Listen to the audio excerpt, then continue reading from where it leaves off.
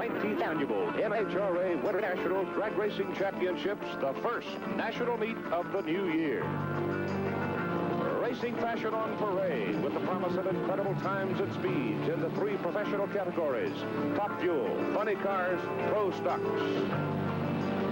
They're all here: Garlits, Muldowney, Prudhomme, McEwen, Glidden, Beetle, record setters and champions entered in the Big Go West today on ABC's Wide World of Sport. No, those are not the Rockies, nor the Cascades. Those are the San Gabriel Mountains, which frame the Los Angeles Basin area to the northeast. And yes, it's been a bit of a cold winter in Southern California, but it's a beautiful day today for the 19th running of the National Hot Rod Association Winternational Drag Racing Championships. Hello again, everybody. I'm Keith Jackson. And as we begin the 1979 NHRA drag racing season, nearly $350,000 in posted cash money and contingencies available at this event for the competitors. And we start the new season with 2 major stories. The fabled swamp rat, Don Garlits, did not qualify for the final 16 in Top Fuel competition. And a woman, Shirley Muldowney, has run the 2nd fastest trap speed in drag racing history at better than 255 miles an hour. It's not quite like a square off in the OK Corral, but they do call it Big Go West, and it's not really that far from it insofar as timing and discipline is concerned. Let's pursue that point right now at the start line with Chris Economaki. Right you are, Keith, and a shootout it is. But in drag racing, a shootout is won by not the one who loosens the most bullets at his opposition, but by the one who has the lowest ET. That, in the lingua franca of drag racing, is elapsed time. The time it takes to crack the starting line lights, go 1,320 feet down the strip, and break the lights at the finish line. That time is the elapsed time. Top speed means nothing, though it's high and very interesting to watch. We look for a very, very interesting day here at Pomona. Well, Chris, it has been interesting from the opening gun, especially in the funny car competition, as Don the Snake Prudhomme was upset by young Billy Meyer. Prudhomme with 27 career victories, a 4-time national champion in funny car competition. He'd won the Winternationals 4 consecutive times, the first man ever to break 6 seconds in a funny car back in 1976. Knocked off by the 24-year-old from Texas. Prudhomme losing for the 3rd time to this youngster Meyer. Now Prudhomme in the left lane in the white car. Knew full well there were some bugs in his machine as he came to the Christmas tree and waited for the green light. Just how big those bugs were, he really did not know. But from the very beginning, Meyer had control of the sprint over the quarter mile. And he went flashing off to a victory of 6.187 seconds, 241 plus miles an hour, and the Snake was gone. A stunning upset to start the day. And Don Prudhomme spent a reflective moment with Chris Economaki. Well, Don, you know what both ends of Wide World are like now. Yeah, that's for sure. How long has it been since you suffered a first-round defeat? Well, it's been a while. It's been a while, quite a while, but... What do you attribute it to? Better man or problems with the equipment? What? No, we've had problems. You know, he ran a good race against us and everything. It's just that we don't have our act together is basically what it amounts to. Something went wrong, and we've been searching for it for the last couple of months, and we just haven't been doing good. We've tried in different combinations and trying to get out of that slump, but it's one of those things. What's it do to you inside, Don? Well, it's just not good, you know. It's disheartening thing, especially when you think you're doing the right things, and it's not. It eats you up, that's for sure. You put any of the blame on your own shoulders? Well, sure I do. I put all the blame on it. You know, it's strictly my responsibility, and it's a situation that my guys try everything they can try and do everything, and I call the shots, and I haven't called them right, apparently. How long does it take to get over something like this? It takes a while, until the next race, the next national event, the next time you're in the winner's circle, then you forget all about it. Thanks a lot. Now we move into the present tense as we see Billy Meyer come out one more time in the final run of the quarterfinal section of the funny car competition. Meyer in the red car here will go against 37-year-old Tom Hoover of Minneapolis, Minnesota in the left lane in the yellow car. Hoover, the 8th qualifier in the funny cars, 6.267 seconds, which tells you that he has been steady and he has been quick. Hoover's car prepared by his chief mechanic, his father, 73-year-old George Hoover. Billy Stoudemire, who's been racing funny since he was 17. The cars move into the staging area. Both staging lights are lit. At the top end, it is Tom Hoover. Hoover puts him away at the top end. Better than 233 miles an hour, 6.182 seconds. And old pro Tom Hoover moves on to the semifinals in the funny car competition. So Tom Hoover, who suffered severe burns a year ago, is back running hard. Ladies and gentlemen, The final run in the Top Fuel quarterfinals as Bob Noyce takes on Kelly Brown. Noyce, a veteran out of Van Nuys, California. Brown, defending champion from Calabasas, California. Both moving into the staging area. The starter, Buster Couch, ready to launch them down this quarter-mile run. Noyce in the near lane. Good start. Good race. Top end, Bob Noyce. Bob Noyce has defeated the defending champion, Kelly Brown. And Noyce is driving the car that Brown won the championship in a year ago. Kelly Brown changing mounts for 1979, watches the old horse beat him here at the Winternationals in Pomona. The Pro Stock Semifinals ready now. Bob Glidden and Don Nicholson squaring off in the run we're about to see. Nicholson, 51 years of age, in the far lane. Bob Glidden is in the near lane. Glidden winning 33 out of 35, and it's a good start with Nicholson getting out first, but here comes Glidden halfway, and at the top end, and it's Glidden pulling it away. Bob Glidden continues his remarkable success in pro stock competition as he beats back the challenge of 51-year-old Don Nicholson. Glidden at 34 out of Whiteland, Indiana. The defending national champion is now in the pro stock finals, and he waits for the winner of the Sat Mary Hill run. Joe Satmary is the last man to beat Bob Glidden. He did it in May of last year in Cincinnati. Roy Hill from Sophia, North Carolina, partially sponsored by Richard Petty, and works out of the Petty garage. He's in the far lane, Satmary in the near lane. Hill breaks. Hill's car breaks down at the start, and it's a solo dash for Joe Satmary, who was the 14th qualifier in the pro stock competition. He finished 5th in the national points a year ago. And this is only the second time ever in his career that he has reached the finals in a national meet.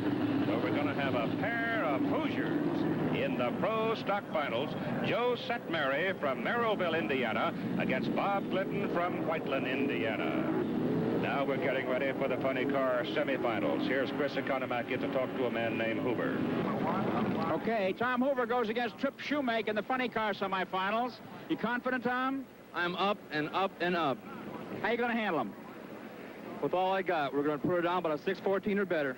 Yeah, you look a little nervous. I'm nervous, but I've been here before. I think I can do it. Go get him. I'm going to try. While we're waiting for the race, let's acquaint you with the starting procedure. You see those sets of yellow lights at the top of what is called the Christmas tree. As a car moves into a pre-stage area, the lights blink on. Move up just another fraction. The second pair of yellows go on. Now they're ready to race. The starter, Buster Couch, flips the go switch. And then at the bottom of the tree, it is quick and it is noisy, and all God's creatures need a little protection from all that sound.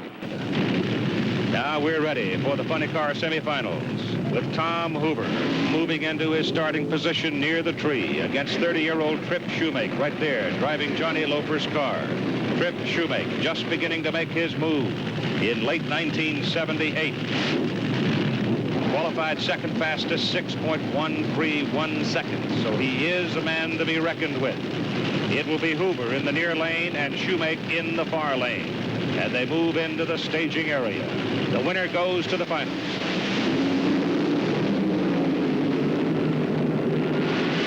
It is Hoover at the top end. Tom Hoover from Minneapolis. Right at 235 miles an hour, 6.24 seconds. And so the veteran continues to run very smoothly and very well. Tom Hoover marching right along into the funny car semifinals, and now he'll have a rest, cock an ear toward the public address announcer, and wait to see which man will join him in the big run for the money between Raymond Beadle and John Collins. Raymond Beadle at 35 years of age, a successful businessman with a string of performance centers driving the Blue Max car. Won the 75 U.S. Nationals, beating Don Prudhomme, the only man other than Prudhomme to break 6 seconds in the funny car competition. John Collins, age 30, out of Long Beach, California, qualified 3rd fastest among the funnies. He's been driving this kind of racing machine since 1970. He came strong at the end of 78. Now they move carefully into the staging area. The winner will go into the funny car final against Tom Hoover. Both are now staged. Collins got a little crooked. It's close. Oh, it is close. It is Beadle the winner in the Blue Max. And listen to this as we take another look at the finish. Beadle, 6.278 seconds. Collins actually ran a faster race, 6.275, but the whole shot by Beadle was just enough, and he goes into the funny car finals against Tom Hoover. Top Fuelers next. Right now, a quiet moment with Chris. Minutes before going into the semifinals, Shirley Muldowney is relaxing in her truck. Shirley, are you really relaxing, or are you psyching the opposition? Little of both, but I'm just trying to stay away. The people are very interested, and they've always been great fans, but I'm just trying to have a few minutes for myself. I don't want to make any mistakes, Chris. Getting closer and closer to the finals. Bob Noyce, you've come up against him before many years ago. How will you handle him? Just like I do the rest, drive my own race. He's exceptionally good, and he is, no offense, but he is one of the old pros, and he does know how to drive a race car. But Jim Brissett, he wrenched the car for Kelly Brown last year, okay? And Brissett, I mean, he is no one's fool. He does know what he's doing, and he does know how to wrench that race car, and we're keeping our eye on him. Now we get a look at Shirley Muldowney in action from Mount Clemens, Michigan. The first woman ever to win a major national championship. She was the 1977 NHRA Top Fuel champion. She runs in the far lane against Bob Noyce of Van Nuys, California, and Noyce at 41 years of age becoming quite a story in this 19th Winternationals competition. They move carefully into the staging area, the semifinals. Smokes her tires. Noyce gets an edge. And it's close at the finish. Muldowney not able to exercise the tremendous top-end speed, and Noyce has beaten her. Bob Noyce knocks down Shirley Muldowney. But listen to this. Muldowney ran a faster race, 6.027 against 6.032 for Noyce, but it was the start that decided it, and you can see coming off that 100-foot strip of concrete that Muldowney smoked her tires, and that was the difference in the race. And the quiet man, Noyce, walks over to Shirley Muldowney. He gets a firm hug from a very nice lady, and he walks on toward the finals, where he will meet the winner of the Gary Beck-Rob Bruins run, which we're about to see now. Rob Bruins from Bremerton, Washington, and Gary Beck, a native of Alberta, Canada, now living in El Toro, California. 4th in the world standings in 77. He has not won a national event, though, since 1976. Young Rob Bruins, at 29 years of age, is a comer. He qualified 15th, but he's been running very, very hard. He won the Fall Nationals a year ago in Seattle. He won the 78 World Finals at Ontario with a 5.98 clocking. So he is quick. He will be in the near lane, and Beck will be in the far lane. They're ready.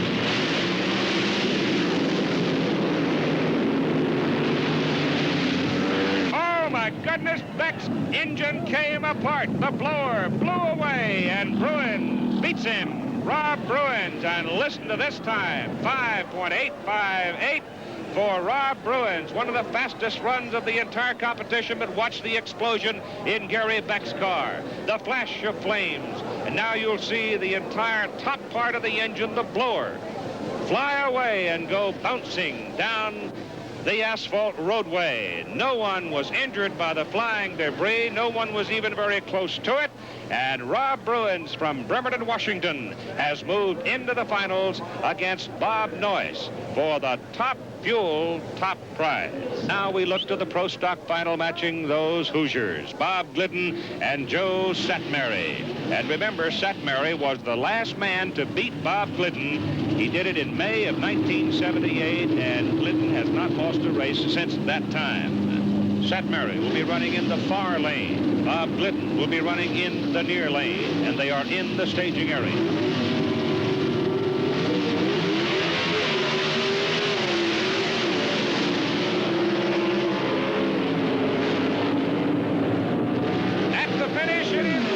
Glidden pulling it out to win it. Bob Glidden, the Pro Stock champion, his 21st career victory. Only Don Prudhomme has more. Wife out of the crew chief, sons Billy and Rusty on the crew, and he's the champ. Rob, your competition says that he feels you should be favored to win today. Do you think he believes that, or is that some psychology, perhaps? Well, he probably believes it on the count. We just ran a 585 compared to he ran a 602 his last run, so we would be favored on that account, and the fact that we've shown the consistency that this is the 4th national event in a row we've been in the finals. Are you confident? Oh, yeah, I feel really confident that the car is capable of winning another race, sure. That is Rob Bruin's car. They're behind the truck, and they're thrashing and fretting over that car. It has not come around the corner and into the staging area. Carol Brissett, Jim Brissett's wife. She's been praying all day, and so far maybe it's been a little touch of magic. Noyce is ready to run in the far lane, the smoke lane.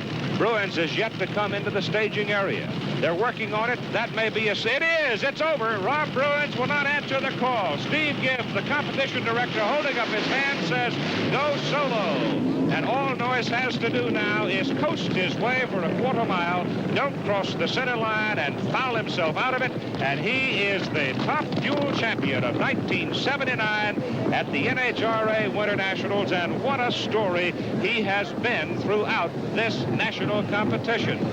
Noyce, coming out of retirement, coaxed out of retirement, didn't really want to do it. And here he is ready to accept the big prize. Right now, that rattling roar is coming from the funny cars as Raymond Beadle moves up along with Tom Hoover to the starting area. Beadle, who was the top qualifier among the funny cars, battling his way through an awesome group of competitors along with Hoover to reach this magic moment. Tom Hoover will be running in the left lane, nearest the camera. Right there in the showtime, the Blue Max, Beadle's car, is across the way. Remember that Beadle is the only man other than Prudhomme to break 6 seconds in this class. It is a bad start for Beadle. He's sideways, he's crooked, he's out of it. It's a waltz for Hoover.